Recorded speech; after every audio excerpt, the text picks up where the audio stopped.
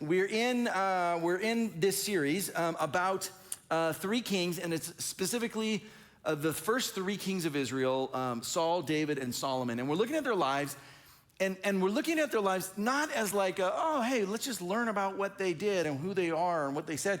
No, we're looking at their lives as a mirror, like we said, that not that our lives mirror theirs, they don't. Like our lives in no way mirror the lives of kings from the Old Testament and what they did. But instead, we're looking at their lives as a mirror, because what happens is, as we look at their life, we see traits and things in us that are also in them. So we're not mirroring them, but rather they are a mirror for us.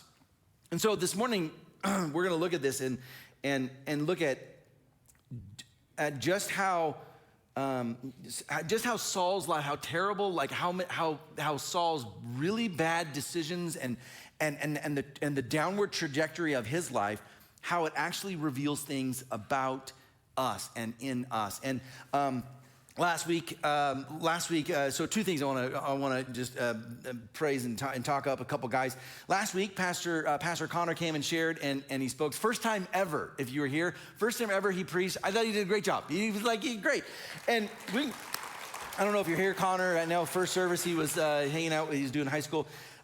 It's no easy thing to get on a stage and talk in front of people for 40 minutes or so, because right now there are hundreds of eyeballs that are looking at you. And here's the thing too, that like, man, you probably don't realize. You know your experience. Like when you come to church, this is just free of charge, by the way. This is not on my notes. You come to church and you have your experience. You sit down and you have your perspective. You see what's going on, and like your perspective, all right? When you're on the stage, you see everyone. And everyone. So when you get up here, like it's hard to explain until you've done it and you speak in front of people and a lot of people. And then when you talk about the Bible, which is like very personal to people, but also can be controversial, all of a sudden it goes up another level. And like on a Sunday morning, you come and you have your experience, and it's great, it's wonderful, and you're right, and you love this church, and you love the pastors and the staff, and you would never think about ever going anywhere else, and like your life has changed because of it. But here's what happens. So you come and you have your experience. Can I tell you what I see on a Sunday morning? Here's what I see, all right? Here's my experience. So if you ever get on a stage, if you ever, so Connor gets up and he was like, I wasn't ready for it. It was like, you told me, what to expect and but it was different. And so in a service, I look out and I see a bunch of different things. I see some of you, and some of you are my favorite because you're doing this. It doesn't matter what we're talking about, you're in. You always got to smile. You're like, yeah. I make a really good point that all of you should be writing down, and you're like, yeah, nod, and you're like, man, this guy is so good. And you clap, it's like awesome. And if that's you, I know who you are, and I'll look at you a lot because, you really help me. And then there's some of you who you come and it's just like, all right, you're lucky I'm here. I made it. And that's me. Like, I'm that guy in the audience. I'm the like, all right, I'm like, all right, I'm here to learn. Teach me something. I'm thinking about other stuff. And all right, and that's some of you, and you're the ones I'm going after. I'm going after hard, right? And here's how I know I got you. When you go like from this to this. It's like, whoa, that guy he is into it now. And then there's a few of you. There's a few of you that I see that this is Sunday mornings. You're out here giving it your all. You're preaching. You've been prepping, praying, and like, oh Lord, I've got this thing. This is gonna be really good, and I think people need to hear this. And this is you. Is it over yet? And you're like, I know you too. And like, you're out there. And so when you come in, all that to be said, I thought he did a great job. And it's no small feat to get on stage and to talk at people for a long time. And then this is like another thing worth mentioning too. So Kyle led worship this morning. Can we just give it up for him? So here's the deal. Oh, there he is in the back. Yeah. Hey, Kyle. He goes from worship to running sound back to, so last night, we can be praying for Pastor Brian, our worship pastor. I get a call at like 10 p.m., never good on a Saturday night to get a phone call from, and he goes, hey man, bad news. This is crazy. I thought I could get through it. I was just gonna, wait till the last minute to try and, see if I threw my back out. He's already got, ruptured Achilles, surgery, the whole thing. And he's like, I can't even move. Like I'm not gonna be able to make it. All right. So I'm like, all right, well, okay. Here's the deal. He's like, here's the plan. Kyle's gonna run. So 10 p.m. last night, Kyle, you're leading worship tomorrow. Good luck, dude. Good luck. And he did a great job. So well done, sir. Stepping in. Good job. So we're in this series about three kings, and we're looking at their lives and how it's a mirror to see ourselves in them. And this morning is going to be it's a difficult story. Like it is. There are things that happen that Saul did, and you're going like, man, dude, this is rough. It's rough to read about, let alone to imagine like what this was like when it was happening. And yet, in it, we're going to learn some lessons about ourselves. We're going to see some things in him that could be in us. You've probably heard this before, that it's often been said, like it's kind of a popular quote, that power corrupts, and that absolute power corrupts absolutely, right? This idea that when someone gets to power, that a little bit of power will corrupt. If someone has complete power, they will get like completely corrupted. And then there's a follow-up to that. There's another quote that's often used in leadership, and it's kind of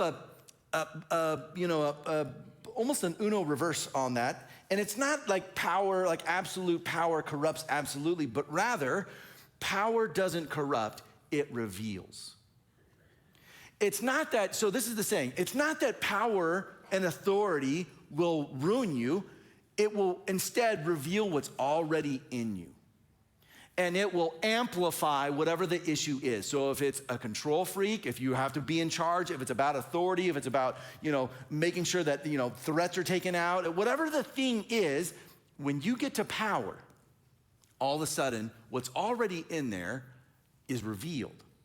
Now, there are probably instances where both are true. Like it's not like an either or. Either power corrupts or it only reveals. No. It certainly does reveal, but it also, like when you have power mixed with fear and what we're talking about this morning, spiritual compromise, the danger of spiritual compromise, it absolutely can corrupt you. It absolutely can. And that's exactly what happens in the life of Saul. We're going to see is that he has absolute power, but he also compromises spiritually in his faith, in his relationship with God. What he's supposed to be doing, he compromises. And when you mix both of those, it ruins him.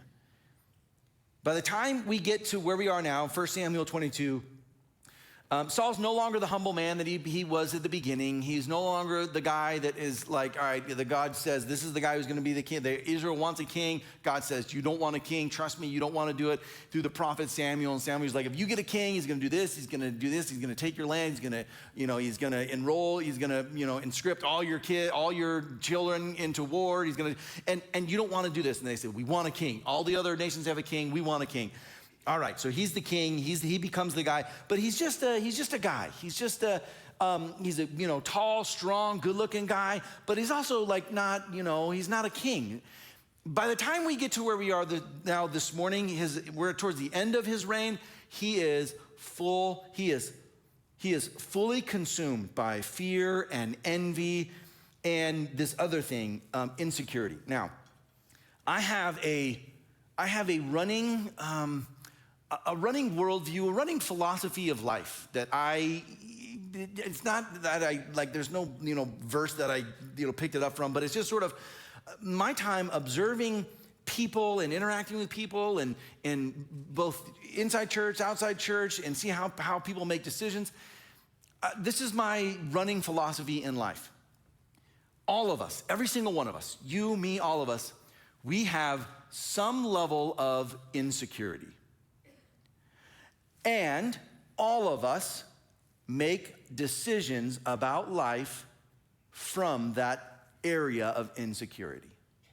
Some of us have really high insecurity, and you might even know that, and you probably, maybe you understand that, and you're like, I know, but I can't help it.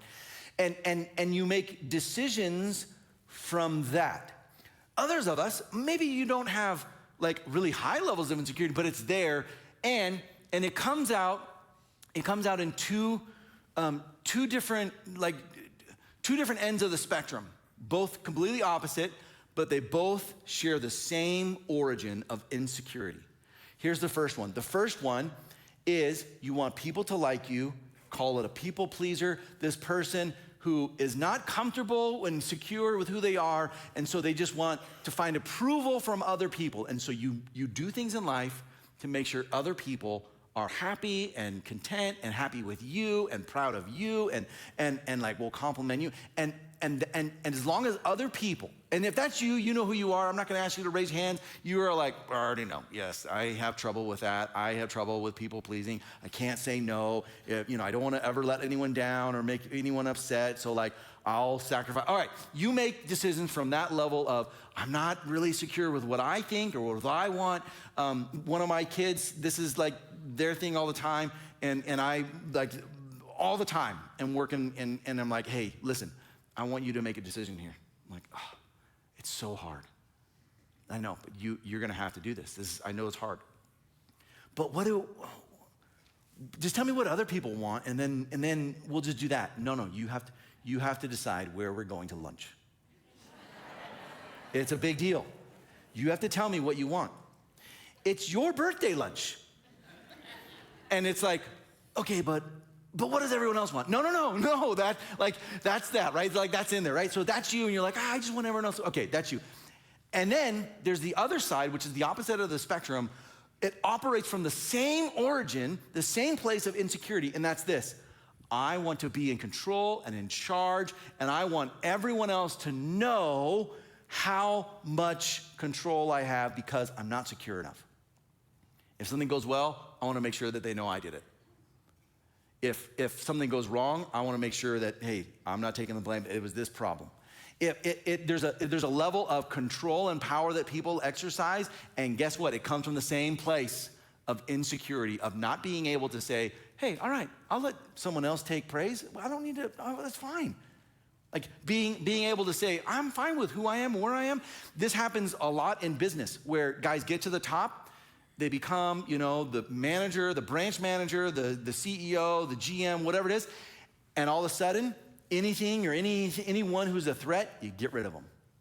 Anything that is coming towards the top or the promoting, it's like, oh, no. And out of insecurity, of feeling like someone else is stepping on your turf, you make decisions.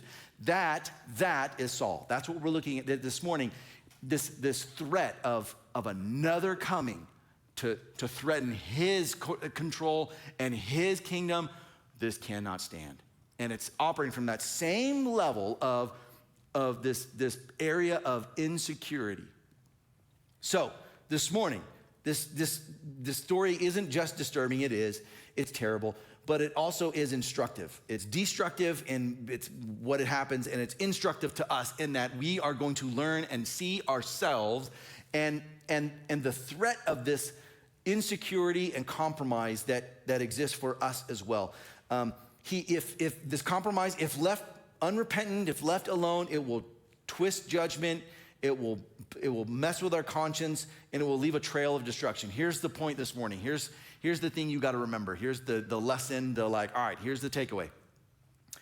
Listen, this is true of life, at whatever age you are. What you tolerate in your heart will eventually take over in your life.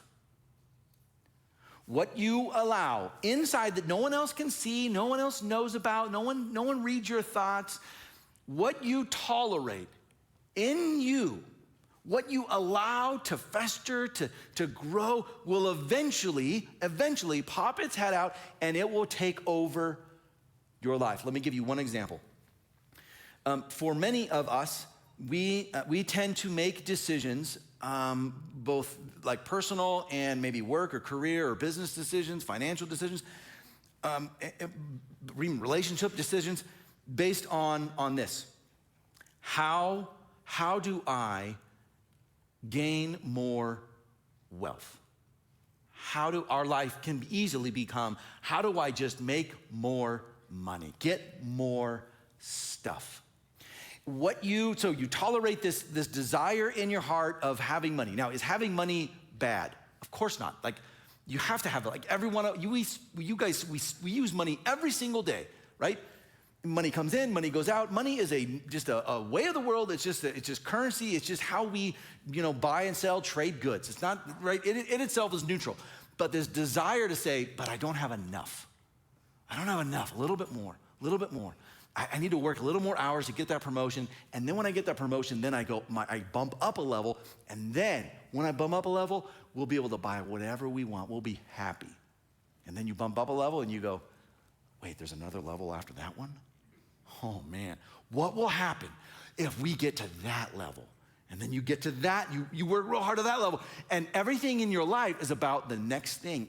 And what you don't realize is, man, what you tolerate in your heart, just a little bit of this idea of, I want more wealth. More wealth is better than less wealth, right? We all can agree. More money is better than less money. Okay, so a lot more money would be a lot more better.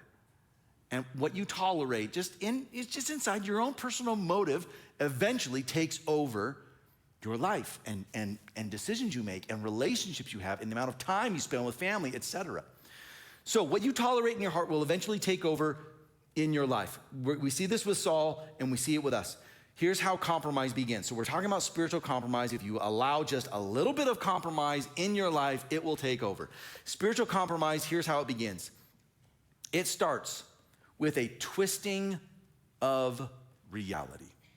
You redefine how you see things, whether it's true or accurate or not. You redefine what your experience is and how you see the world. You redefine how you think people are treating you, how they interact with you, and you redefine that to fit your own thoughts and narrative and your own this level of spiritual compromise. You start to. We'll get some specific examples here in a second, but you start to see things that agree with what you want to do. All right. Here's what we see. And Saul's going to do this in 1 Samuel chapter 22. We're now towards the end of Saul's his reign, and a lot has already happened. David has already kind of jumped on the scene. He's already slayed Goliath. He's now closer to taking over. He has men who are following him, and so that's where we find ourselves. Here's what it says now, starting in verse 6. Now Saul heard that David and his men had been discovered because David is in hiding because Saul's trying to kill him. And so, all right, we know where he is. Saul and his men have been discovered. And Saul was seated, spear in hand, under the tamarisk tree on the hill of Gibeah, with all his officials standing at his side. So he's at a tree, and he's probably just resting in the sun, out in the shade, and all his officials are there. And all right, so here we are. He's got his spear, and he's just taking a break, and here's what happens. He said to them, "Listen, men of Benjamin, will the son of Jesse," that's David, son of Jesse, "will the son of Jesse, will he give all you fields and vineyards? Will he make all of you commanders of thousands and commanders of hundreds? Is that why you have conspired against me? No one tells me when my son, Jonathan, who becomes good best friends with David, no one tells me when my son makes a covenant with the son of Jesse." Can't even say David's name, with the son of Jesse. "No one has told me when my son makes a covenant with the son of Jesse. None of you," here's what he says. Tell me if you've ever heard this before. "None of you is concerned about me." None of you care about me, what I want, what I think. "None of you is concerned about me or tells me that my son has incited my servant to lie and wait for me as he does today." David, he's saying, he's waiting to kill me. He's not, but that's what he says. He starts by, all right, listen, guys, tell me this. Is this David, the son of Jesse, is he gonna give you what I've given you? Is he gonna do for you what I've done for you? Is he gonna provide for you like I have? Tell me if you haven't heard someone think or speak like this. Is he gonna be as good of a leader as I am? All right, tell me this then. Why are you against me? Why do you conspire against me? Why are none of you concerned with me? Why don't you care about me? Instead, you're conspiring with my enemy. And then it says this, it continues. So that's his heart, that's where he's at. He's clearly now, his life is consumed by fear and envy of David and insecurity of his people. And it says this, but Doeg, the son of the Edomite, now Doeg is close to Doug, so we're gonna call him Doug, all right? But Doug, who was standing with Saul's officials, said, he comes forward, listen, I saw the son of Jesse, I saw David. I saw him come to Ahimelech, the son of Ahitub, at Nob. Now, those are important names we'll get to in a second. All right, so I saw all this happen. Ahimelech inquired of the Lord for him, for David. He also gave him provisions and the sword of Goliath the Philistine. Ooh, how could he? He steps up, this guy, this Doug, steps up and goes, all right, I saw him. Here's what I saw happen. I saw Ahimelech, I saw him go before the Lord on behalf of David, not on behalf of you, King Saul, on behalf of David, to pray for him and to seek God's will and blessing for him. And I saw him give him provisions, and you're not gonna believe this, Saul. I can't even believe that I saw this. He gave him Goliath's sword. He armed him. And not just with like a sword. I mean, it's probably not like a useful sword. It's more just symbolic of, oh, you took down Goliath. When David shows up and he's walking around with this huge sword, you're like, dang, man, I want to follow that guy. That guy took out Goliath. That's Goliath's sword. The guy that was unbeatable, David's just like walking around with his sword like, oh, remember that guy? Yeah, no big deal. Super easy. One shot, headshot, one kill. Done, easy. So he tells Saul all of this. Saul hears that David has been to Nob, and immediately he assumes a conspiracy. This is the problem. He accuses everyone of being disloyal, implying that they're in it for personal gain. He accuses everyone of like getting promises from David that he's going to give them stuff, and that they don't care about Saul, and all of this is bubbling to the surface. His jealousy has grown to full systemic paranoia. He is fully paranoid of this threat. Now, this isn't, I wish we could say this is true of only Saul, but this seems to be true of most everyone who rises to power. This is why we say this, like, power corrupts absolutely. Because when you get to a certain level, you try to maintain control as much as you can. And any perceived threat coming at you needs to be dealt with. We see this in time and time throughout history, kingdom after kingdom. Just look at Rome and the amount of Caesars who went mad in their authority and their reign as even being worshiped as deity, as like gods. And they would anyone coming after them, including their own family, they would kill. They would kill their children, their sons, who, I think he's coming after the throne, kill him. My wife's trying to conspire against me, kill her. And this idea of like, I have where I'm at, and so I'll do whatever I can to keep it. Now, I'm gonna guess none of you have done that, right? None of you have killed anyone coming after you, right? And I assume, I hope, none of you have killed your children being like, they're coming after the house. I know it. They just want us out of here. Get rid of them. But you have seen this happen. You've seen this happen, not like killing, but you've seen this in workplaces where someone at the top who wants to hold on to their position, hold their authority, hold their control, will either let good people leave or force them out. A perceived threat, and they'll get rid of them. All right, hey, can't be around, nope.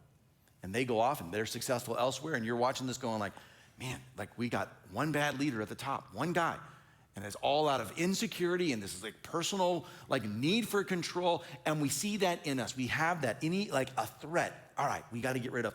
And that's where Saul is at. And that level of like protect everything, it is now twisting his reality, is twisting his understanding of things. What we're going to see here is that this compromise starts not with murder, but with mistrust. And now he's trying to figure out how he's going to deal with this perceived reality of everyone else against him. It's like this. Think of it like this happened to me just last week. I was driving with two of my kids down to Reading that's why we weren't here last Sunday, for a baseball tournament. And on the way home, and we had a great tournament. It was actually a terrible tournament.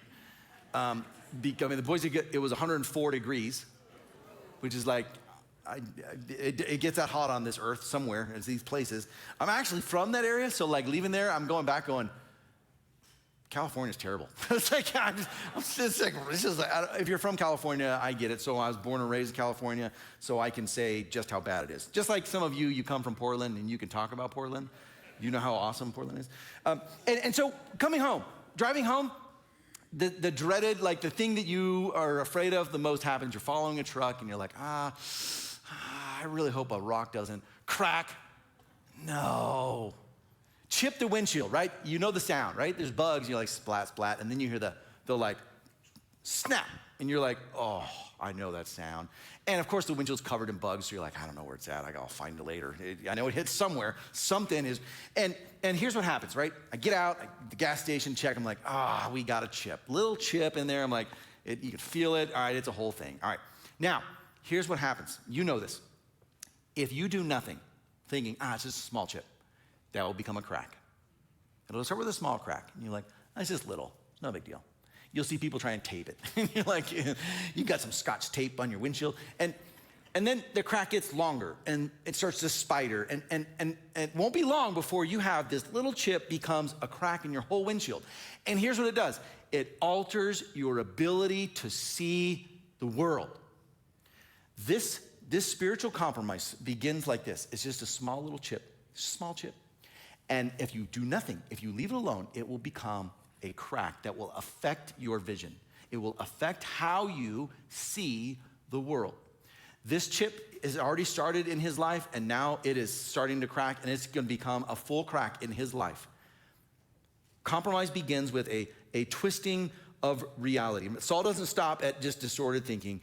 It escalates, and now it affects not just what he sees, now it affects how he treats people and what he does. Here's what we're going to see.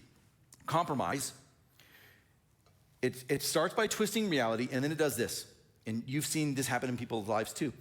It seeks to remove the godly influences from your life. Anything that is perceived as a threat needs to be removed, including, listen to this, including the correction that comes from the Lord is a perceived threat, because it will force me to change my life, and I don't want to do that. So I will remove any amount of godly influence that I know is going to fly face in what I want to do. It's going to tell me I don't want that. So here's what happens. I'll give you an example. People will go to seek advice not from the people they know will tell them the truth, even hard truth, tell them I know you're going to tell me. Instead, they go seek advice from the people who will agree with them. Super easy. You can, listen, whatever your view of life, whatever decision you want to make, you will find a Facebook group full of people excited to cheer you on. There are plenty of people who will affirm whatever decision you want to make. And so what happens? I see this especially in relationships. You don't talk to the people that will give you like, hey, this is hard truth, but you got to hear this. You'll go to the people who will say, you know what, you do need to do that. You do need to go find yourself. You do need to X, Y, Z. And all of a sudden, this twist of reality of what you think life is like is now affirmed by other people, by outside counsel and advice that you hand selected. And now you've removed any amount of godly influence, anything that will contradict what you want to do. You'll stop reading scripture, certainly. You'll stop going to church, certainly, because it will have an effect. it will be pointing out the issues and the things in your life that you're like, I don't want to deal with this. Because it's starting to crack now in your life. Here's what we see. He is going to get the godly influences from his kingdom and his reign. It says this, verse 11. Then the king, he's like, all right, here we go. Then the king sent for the priest Ahimelech, son of Ahitub, and all the men of his family. So it's not just Ahimelech. It's all right, I'll bring him and the rest of the men of his family. Bring them all, who were the priests at Nob. And so they all came to the king. So they're all, the Nob is where they are, and they're the priests there. This is where they serve. Saul said, listen now, son of Ahitub, listen, son. Yes, my lord, he answered. All right, king, what would you like? Saul said to him, why have you conspired against me? He has redefined reality, he's twisted reality, and he's just accusing him. He's not even asking, he's just accusing him. Why have you done this? Why have you conspired against me, you and that son of Jesse, giving him bread and a sword and inquiring of God for him, so that he has rebelled against me and lies in wait for me as he does today? Why have you done this? Why have you backed him up? I know what you did. I have eyes, I see everything. That's a great line, by the way. I tell my kids when they say, how did you know that? I see everything. He uses this line. Listen, I know what I saw, what happened. Why have you conspired against me? Ahimelech answered the king. He tries to reason with him. Who of all your servants, of everyone who serves you, who is as loyal as David? Who's as good as him? Who is as good? And then he says this, the king's son-in-law. Do you remember that? Do you remember that, Saul? Do you remember when David married your daughter? This is your son-in-law we're talking about. This isn't just some guy. He's family. Who's as loyal as David? Your son-in-law, by the way. The captain of your bodyguard and highly respected in your household. Here's what he's saying. Who's as good as David? Like, who's as reliable and trustworthy as him? You're calling out David? He's the best we got. He's the best we got. And you're saying, I've conspired against you with him? He continues, of course not. He goes, was that the first day, do you think, that I inquired of God for him? Was that the first time I pursued, I prayed God's blessing and wisdom over him, and I sought the Lord as the priest for him?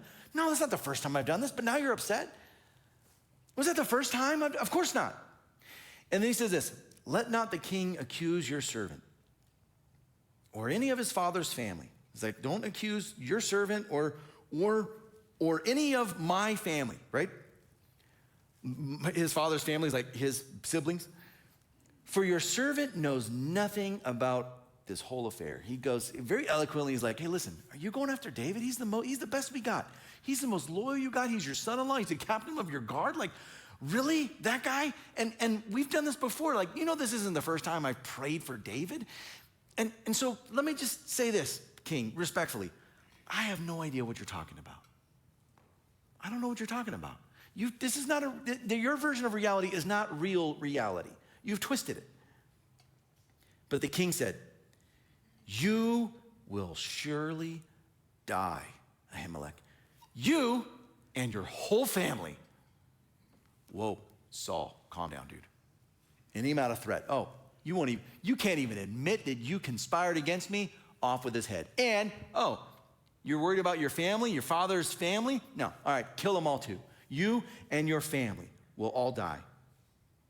Then the king ordered the guards at his side, turn and kill the priests of the Lord, because they too have sided with David.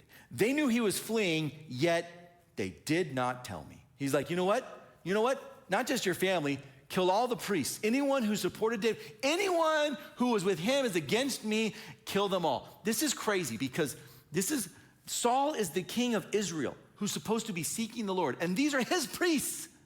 These are the priests, these are like the pastors of his day where he's like, all right, these are the ones he would go to for prayer and blessing to get a word from the Lord. And now he's, kill them all, get rid of them all. I don't want them. I don't want any of their influence against my kingdom, against this threat that David has against me, kill them all. They helped out, oh, you're a part of it, kill them. But thankfully, cooler heads prevailed. But the king's officials were unwilling to raise a hand to strike the priests of the Lord. They recognized, hey, this is too far. Saul, this is crazy. Hold on, we're not gonna do this.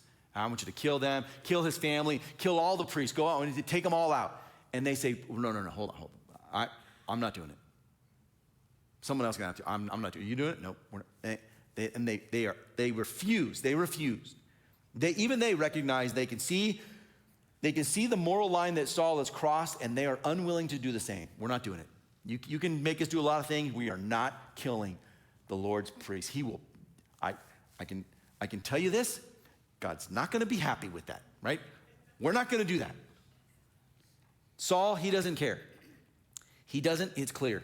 He has gotten to a point in his life, the crack is so large in his life, he does not care about holiness anymore. He doesn't care about righteousness. He doesn't care about doing the right thing or living righteously. He doesn't care about holiness. He only cares about himself. And this is, again, where you and I can get, where we don't want to do the right thing. We want to do our thing.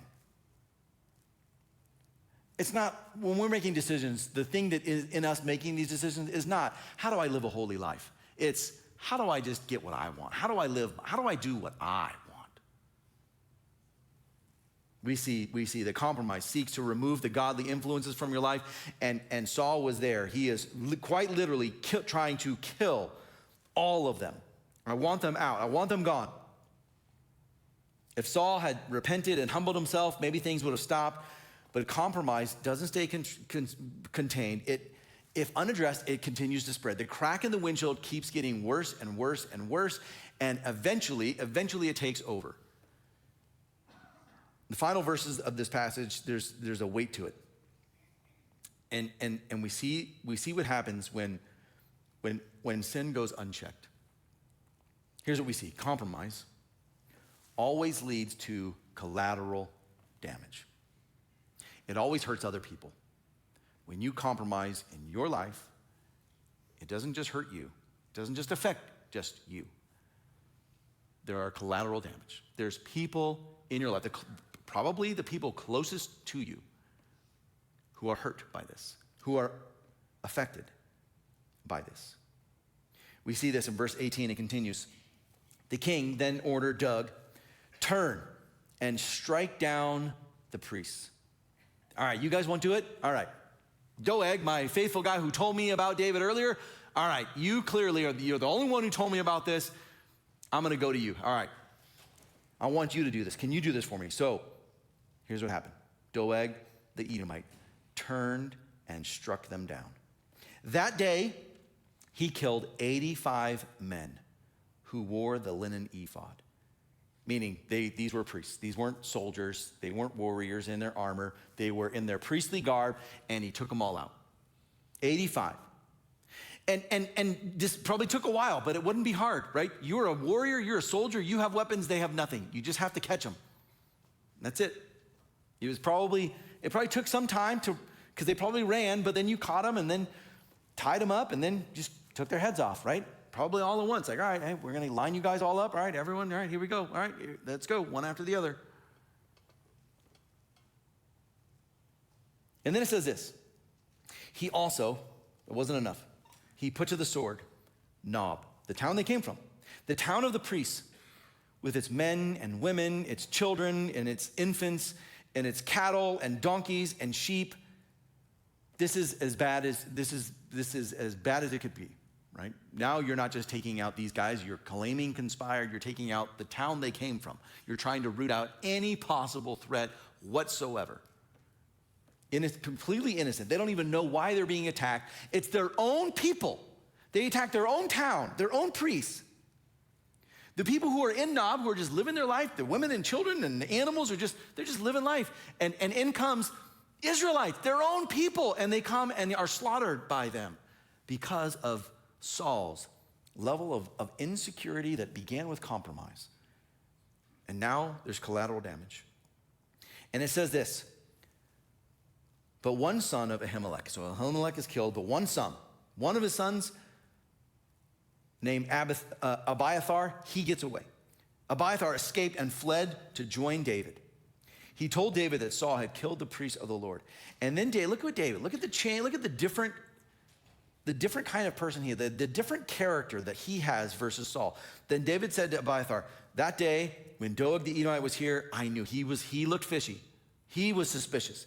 I knew he would be sure to tell Saul. I knew it. I knew he was going to come report about where we were. And then he says this, I am responsible. He took ownership of a decision that Saul made because he allowed Doeg to get back. I am responsible for the death of your whole family. He took it on himself. When something goes wrong, the leader owns up and says, it's my fault. It's my fault. Stay with me. Don't be afraid. The man who wants to kill you is trying to kill me too. You will be safe with me. He gives them safety and security. He says, hey, stay with us. You'll be fine. We'll protect you against. He's doing the same. He's coming after me. Now he's coming after you. We'll do this together. All right. You better believe that guy for the rest of his life owed David a debt of gratitude. Oh, David, I'll do whatever you want me to do. Because David, a man of character, steps in and is like, all right, guy, hey, listen, stay with me. I'll keep you safe. And also, I knew it. I just knew it. All right. And this eventually leads to when David takes over, like they could not wait. Such a relief for a real leader, a real man to step in and say, all right, guys, it's time we get back to the Lord. Because what happens in Saul's life is this spiritual compromise begins small and eventually takes over. And it starts as a little fire, and then as the wind changes, it blows and becomes this huge this forest fire that's out of your control, and it burns in your entire life. And you can get to a point where it now affects those around you. Let me give you a couple examples. I was doing a funeral service for someone a few years ago now, and I remember talking with the son-in-law about the service, about him, and he said, you know, he's just him and I privately. I'm like, he said, I'm not going to share this publicly. I'm like, of course not, and so I won't even say names because you don't need to know, but. And he said, I watched my father-in-law, and I saw him accomplish a lot in business. I saw him, get wealthy, and I saw him do a lot of great things. And I also realized I don't want to be like him because he sacrificed his family. His family suffered because in him, that thing that he tolerated was more and grow and work and travel and be away from family and business and more, grow. And he's like, I saw the effect that it had on my wife and the kids and the family. And he's like, I got to do some soul searching because I have business and I want to make sure that I'm with my family. This level of like, just a little bit of compromise can eventually take over your life before you know it. This happens in relationships, in close relationships, certainly marriage relationships, where and if you've been married for any amount of time, you know how this works. It's so odd how we are so good. We are so good at the people we love the most, who are closest to us. We assume the worst motives upon them. We think when something happens, like, you did that on purpose, didn't you? I hear that laugh, so we have one who understands. You know that, where something happens and it's like, you're just doing that to upset me. You're like, doing what? You know I hate when you clip your toenails and you're like, oh, I'm just trying to, hygiene, right? And you're like, oh, whatever the thing. And it's like, the people, like, we can so quickly allow a little bit of compromise to then grow and eventually become, well, we must be out of love with each other. We don't love each other because it should and be like this and you always or you never and this thing. And it's like, oh man, like that's not at all. It's like a total miss of like what's going on. And because you have twisted and redefined reality, and now you're making like decisions that are the crack's gonna continue to spread, and you're gonna make decisions, and there's always fallout. This happens in people's lives all the time. You and I are not killing priests. We're not. But we are removing people in our life that, man, we're trying to, when we get to this spot in life, we try to limit the amount of godly influence that is in our life.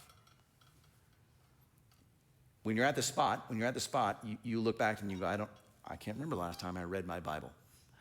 And opening it almost feels like, I don't want to read it because then I have to do what it says. I don't want to know. I don't want to know what the God wants for me, or I already know what he's going to say. I already know what I'm supposed to do, and I don't want that. I'm going to go do my own thing. You are walking down this road of spiritual compromise that is going to affect you. So how do you fight this? What do? First thing, you have to do this. You have to. Confess this area of spiritual compromise. You don't soften it, don't justify it. You name it for what it is. All right, God, I struggle with this thing. I recognize whatever it is. I have this in how I was raised or my environment. I have this desire to just make sure I always have more money, more stuff, more resources. I don't ever want, my family to not have anything. So I'm going to always, and that I confess that God, money's not a problem. Like having money is not evil or wrong, but this pursuit of money, this desire to always want more, that's a real problem. And for some of us, that's a thing. Maybe it's a control thing. I just want to be in control and have authority, and I just don't have any questions my authority. I know that's a thing. I just struggle with that. Some of us guys, I know this is a thing that if any level, this is true of every guy here. By the way, ladies, I'm going to give you some insight into men right now. This is true of every guy here, and every guy will be like, yeah. Any level of perceived disrespect is seen as an attack. And this felt like that. And it's like, oh, disrespect? You can hit me, I'll be like, I know you, we're just joking, you're just kidding. Disrespect is like, whoa, that's serious. You disrespect me, right? We'll do this. Some of you, I'll say some of you, because this is not true of me, ever, never have I done this. You're driving on the parkway, and you look over a guy, and he looks at you, you're like, I don't like how his eyebrow was when he looked at me. He looked a little upset with me. The disrespect. And you feel it. You have whatever the thing is in you. Maybe it's the people pleaser, and it's like, I just always want everyone to be happy. And so here's what happens is in your pursuit to have this perfect image of your life and your family's life and the world around, that you start to take it out on those around you when maybe life isn't perfect and it doesn't look great. When the house isn't perfectly in order, or the kid's hair is a little messy, and it's like, no, we can't allow this, and it becomes like you become strict parent, and it's like, no, you have to do this, and it bleeds over because you have this. Again, my whole theory is we operate from our level of insecurity, and so this idea of I want everyone to approve of me based on how I run and lead my family, so therefore my family has to look good and be perfect, or else. So I'm going to make sure that they look the part, or else. Ooh. There's collateral damage. You have to confess, whatever that is. And then you have to do this, repair the relationship. Repair a relationship that has been compromised because of this. You have to, this compromise has affected someone or something. Okay, you have to be bold enough to have this conversation. Honey, I realize, man, I have this in me. I have this in me. And this is my struggle. This is my struggle. And you share it. And I know that this can be hurtful and it can be seen this way, and I don't mean it that way, but I just need you to know this is what I'm going through. And I want to apologize, because you have that conversation and it's like, oh, wow, all right, that's extremely self-aware. That comes from a person who is secure and okay, admitting they're not okay. And then you realign your influence with God's heart. All right, Lord, I want this thing in me, this center of control. I want it to, whatever I tolerate in my heart, I want you to have that. And here's the thing, okay? We'll end with this. This is a two-way street, meaning the thing that you tolerate can be negative and it can take over your life. And here's the good news. It can also be positive and take over your life. So the thing that you tolerate, the thing that you want more of, you say, God, I want more of you in my life. I don't want to lead out of insecurity, out of envy, out of control, out of whatever it is. Instead, God, I want more of you. I want you. And that can also have an effect where it takes over your life, where all of a sudden, the thing that you're making decisions from isn't like, I want more resources, I want more respect, I want more control, I want more people to like me, I want my self-image. Instead, you're going, I want to do what God wants me to do. What does God want me to do? I want to do that thing. And all of a sudden, like, your life starts to look like that. It's crazy how like, when you focus on something, it happens. It's crazy. And all of a sudden, your life looks and feels different. What you tolerate in your heart will eventually take over in your life. So that's the good news. Here's the bad news. You and only you get to decide what you tolerate in your heart. Not your spouse, not your kids, not your parents, not your relatives, not your friends, not your roommates. You decide, all right, this is what I want. This is what I want my life to be like. This is what I want to allow into my heart. This is what I want to allow to influence me and my decisions. All right. And then out of that comes this overflow. What you tolerate in your heart will eventually take over your life. Would you do this? Would you stand with me, and then we'll worship the Lord here, and then we will go eat, and we will eat this world-class chili till there is none left, right? So help me, God. So Lord, we recognize that we, though have living completely different lives than Saul, we have the same struggles in us that he had. The same struggle to leave from insecurity and fear and maybe jealousy or control, and we have that same in us. Help us to identify and understand how that can affect us, and to instead replace that with what you would have for us. Give us grace. We need it when we mess up, when we make mistakes. And give us courage to name our issues and to address them. To not live a life of status quo, of just continuing to move forward, letting the crack in the windshield get larger, but instead to say, I got to deal with this. I got to deal with this. We love you, Lord. We thank you.